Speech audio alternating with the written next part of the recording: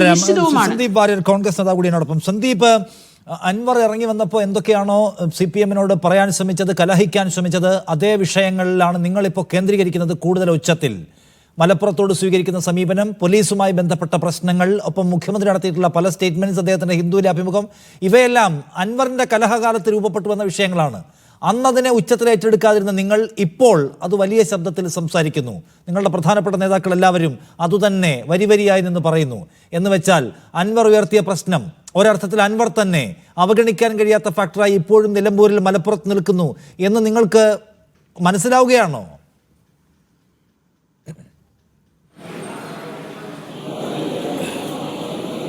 ഈ തെരഞ്ഞെടുപ്പ് നിലമ്പൂരിൽ എന്താണ് സംഭവിക്കുന്നതെന്ന് നിലമ്പൂരിലിരിക്കുന്ന എനിക്ക് വ്യക്തമായ ധാരണയുണ്ട്.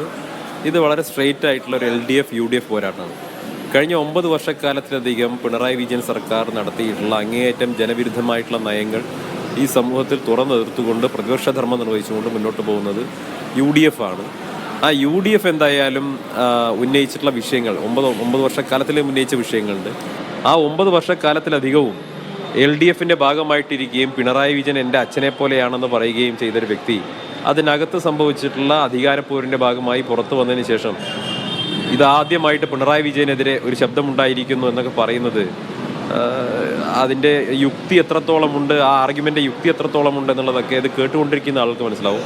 9-9.5 വർഷക്കാലം ഈ സർക്കാരിനെതിരായിട്ടുള്ള പോരാട്ടത്തിന് നേതൃത്വം കൊടുത്തുള്ള UDF ആണ് സർക്കാരിനെതിരെയുള്ള പിണറായി വിജയൻ സർക്കാരിൻ്റെ ജനവിരുദ്ധ നയങ്ങൾക്കെതിരെയുള്ള സമരമുഖമായി മാറിയിട്ടുള്ളത്, ജനങ്ങളുടെ ശബ്ദമായി മാറിയിട്ടുള്ളത്. അതുകൊണ്ട് ഞങ്ങൾക്ക് പൂർണ്ണ വിശ്വാസമുണ്ട് ഈ തെരഞ്ഞെടുപ്പ് എന്ന് പറയുന്നത് LDF-ഉം UDF-ഉം തമ്മിലുള്ള പോരാട്ടമാണ്, നേർക്കുനേർ പോരാട്ടമാണ്. അതിൽ ഉജ്ജ്വലമായ വിജയം നേടാൻ UDF സ്ഥാനാർത്ഥി ആര്യടൻ ഷൗക്കത്തിന് കഴിയും. ആര്യടൻ ഷൗക്കത്ത് നിലമ്പൂരിലെ ജനങ്ങൾക്കിടയിൽ പ്രവർത്തിച്ച് ജനങ്ങൾക്കിടയിൽ ജീവിക്കുന്ന ഒരു നേതാവാണ്, ജനകീയനായിട്ടുള്ള നേതാവാണ്. അദ്ദേഹത്തിൻ്റെ ഒരു വലിയ ലെഗസി ഉണ്ട്. തീർച്ചയായിട്ടും ആര്യടന് അനുകൂലമായിട്ടുള്ള ഒരു ജനവിധി നിലമ്പൂരിൽ നിന്നുണ്ടാകും. അല്ല, ഞാൻ ചോദിക്കുന്നത് സന്ദീപ്, ഇപ്പോൾ ശരിയാണ്, പൊതുവായി സർക്കാരിനെതിരായിട്ടുള്ള ജനവികാരത്തെ പ്രതിഫലിപ്പിക്കാൻ കഴിയുക UDF-നാണെന്നൊക്കെ പൊതുവായി പറയാൻ കഴിയുമെങ്കിലും മലപ്പുറത്ത് നടക്കുന്ന ഒരു തെരഞ്ഞെടുപ്പ്, നിലമ്പൂരിൽ നടക്കുന്ന തെരഞ്ഞെടുപ്പ് എന്ന് പറയുമ്പോൾ PV അൻവർ രാജിവെച്ചുണ്ടായ ഒരു സവിശേഷ സാഹചര്യത്തിൻ്റെ പശ്ചാത്തലം അവിടെ ഉണ്ട്. അതിലിറങ്ങി വരാൻ അൻവർ കാരണമാക്കിയിട്ടുള്ള സാഹചര്യവും കാരണങ്ങളും നമുക്കറിയാവുന്നതുമാണ്. ആ കാരണം ഇപ്പോൾ നിങ്ങൾ ഉറക്കെ സംസാരിക്കുന്നു. മുൻപ് നിങ്ങൾക്ക് ഇത്രയും ശബ്ദം ഈ വിഷയങ്ങളിൽ ഉണ്ടായിരുന്നില്ല. മലപ്പുറത്തോടുള്ള വിവേചനം, +1 സീറ്റിനകത്തുള്ള ഈ അനുപാതത്തിലെ പ്രശ്നം നിങ്ങളുടെ ഒരു പ്രധാനപ്പെട്ട ഇഷ്യൂ ആയിരുന്നില്ല. അവിടെ മലപ്പുറത്തിനെതിരായിട്ടുള്ള മുഖ്യമന്ത്രി നടത്തിയിട്ടുള്ള സ്റ്റേറ്റ്മെന്റ്സ് നിങ്ങളുടെ പ്രധാനപ്പെട്ട ഇഷ്യൂ ആയിരുന്നില്ല. നോക്കൂ, ഒരു സമുദായ നേതാവ് പോലും കഴിഞ്ഞതിൻ്റെ മുമ്പത്തെ മാസം മലപ്പുറത്തിനെതിരെ നടത്തിയിട്ടുള്ള സ്റ്റേറ്റ്മെന്റ് കർശന നിലപാട് നിങ്ങൾ സ്വീകരിച്ച് കണ്ടിട്ടില്ല. പക്ഷെ നിങ്ങൾ ഇപ്പോൾ വന്ന് മലപ്പുറത്തെ ആക്ഷേപിച്ചു, അതിനെ മുൻനിർത്തിക്കൊണ്ട് വിഭജനത്തിന് ശ്രമിച്ചു എന്ന് ഇപ്പോൾ പറയുകയാണ്. മുൻപ് നിങ്ങൾക്ക് ഈ കനം ഉണ്ടായിരുന്നില്ല. അത് അൻവർ ഉയർത്തിയ ഒരു കോസാണ്. ആ കോസിലേക്ക് നിങ്ങൾ വരികയാണോ? അങ്ങനെ വന്നാൽ അതിൻ്റെ ഒന്നാമത്തെ ബെനിഫിഷ്യറിയായ, അല്ലെങ്കിൽ ഒന്നാമത്തെ അതിൻ്റെ അർഹനായ ആൾ അവിടെ മത്സരരംഗത്തുണ്ട് എന്നതുകൂടിയാണ് നമ്മൾക്ക് കുറിച്ച് തെളിച്ചപ്പെടുന്നത്.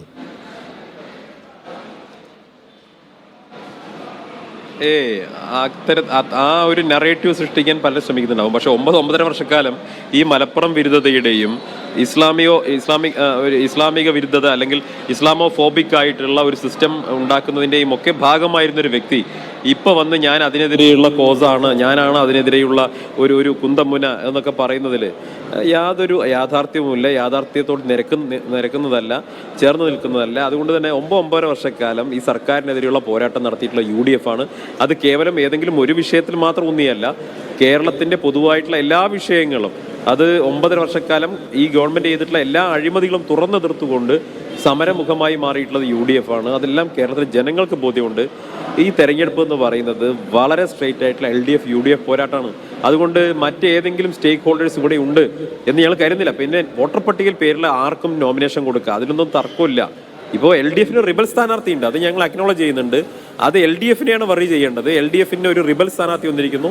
9.5 വർഷക്കാലം LDF-ന്റെ ഭാഗമായിരുന്ന, 15 വർഷക്കാലം CPM-ന്റെ സഹയാത്രികനായിരുന്ന, CPM നേതാക്കന്മാരടക്കം സഖാവ് എന്ന് വിളിച്ചിരുന്ന, CPM സൈബർ അണികളുടെ എന്താ പറയുക കടന്നൽ രാജ ആയിരുന്ന, അല്ലെങ്കിൽ എതിരാളികളെ പുലഭ്യം പറയാൻ വേണ്ടി CPM ഉപയോഗിച്ചിരുന്ന ഒരു വ്യക്തി ഇപ്പൊ CPM-നെതിരെ തന്നെ വന്നുകൊണ്ട് LDF-നെതിരെ റിബലായിട്ട് മത്സരിക്കുന്നുണ്ട്.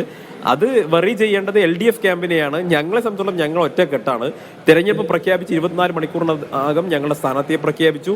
എണ്ണയിട്ട യന്ത്രം പോലെ UDF-ന്റെ പ്രവർത്തകർ പ്രവർത്തിച്ചുകൊണ്ടിരിക്കുന്നു, ബൂത്തുകളിൽ പ്രവർത്തിച്ചുകൊണ്ടിരിക്കുന്നു.